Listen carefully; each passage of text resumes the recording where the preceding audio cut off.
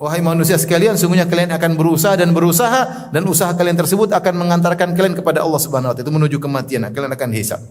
Adapun orang diberikan catatan amal dengan tangan kanannya, maka dia akan dihisab dengan hisab yang ringan dan dia akan kembali kepada istrinya, keluarganya dengan penuh kesenangan. Wa amman utiya kitabahu wara'a dhahri. Adapun orang yang menerima catatan amal dari belakangnya, fasawfa yad'u subura, maka dia akan berteriak, celaka aku, celaka aku. Wa yasla sa'ira, akan masuk neraka jahanam. Innahu dhanna alla yahur, dia dulu menyangka tidak akan dikembalikan kepada Allah. Ya. Innahu kana fi ahlihi masrura. Innahu dhanna alla yahur, dulu di dunia senang-senang aja dengan keluarganya. Bala inna rabbahu kana bihi basira. Justru Allah Subhanahu wa taala senantiasa melihat apa yang dia kerjakan. Taib, yang menerima catatan amal dengan tangan kanan, maka tentu dia bahagia. Allah Subhanahu wa taala berfirman, "Fa amma man utiya kitabahu bi yaminih." Adapun orang yang menerima catatan amal dengan tangan kanannya, fa sawfa yuhasabu hisaban yasira. Maka dia akan dihisab dengan hisab yang ringan. Dan ditafsirkan dengan al-ard. Al-ard itu Allah hanya memaparkan sebagian, tidak detail. Allah sebutkan sebagian maksiat-maksiat yang dilakukan, Allah ampuni terus lewat. Hisab yang ringan, tidak detail. Hisab yang detail itu munaqasyah namanya. Siapa yang dimunaqasyah, disidang oleh Allah dengan detail, maka dia tersiksa. Tersiksa ketika disidang dan tersiksa ketika ujungnya dimasukkan neraka jahanam.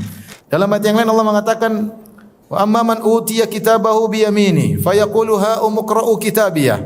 Ketika dan adapun orang diberi catatan amal dengan tangan kanannya, maka dia pegang catatan amal tersebut, dia bangga, dia senang, dia katakan kepada khalayak, ha umqra'u kitabiyah, ayo baca catatan amalku. Dia tahu ini pertanda baik. Dia tahu kalau dia sudah terima catatan amal dengan kanannya, itu pertanda baik. Mungkin dengan ilmu yang dia pelajari selama di dunia. Dengan pedenya dia berkata, ha umqra'u kitabiyah, bacalah catatan amalku. Ini hari dia terima penghargaan dari Allah Subhanahu wa taala, menerima catatan amal dengan tangan kanan. Makanya itu hari yang sangat mengerikan. Ini kanan atau kiri? Untuk mengingat antum dalam posisi tersebut, kanan atau kiri? Ngeri, enggak tahu. Kayaknya dulu banyak amal soleh di dunia, enggak tahu ikhlas atau tidak. Dulu saya melakukan maksiat, enggak tahu diampuni oleh Allah atau tidak. Saya bertobat sih tapi enggak tahu dia.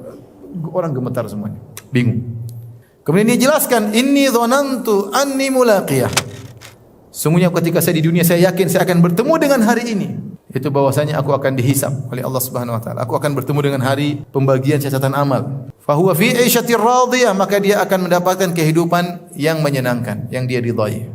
Kulu washrabu hani'an bima aslaftum fil ayyamil khaliyah. Maka silakanlah makanlah dan minumlah dengan senang hati.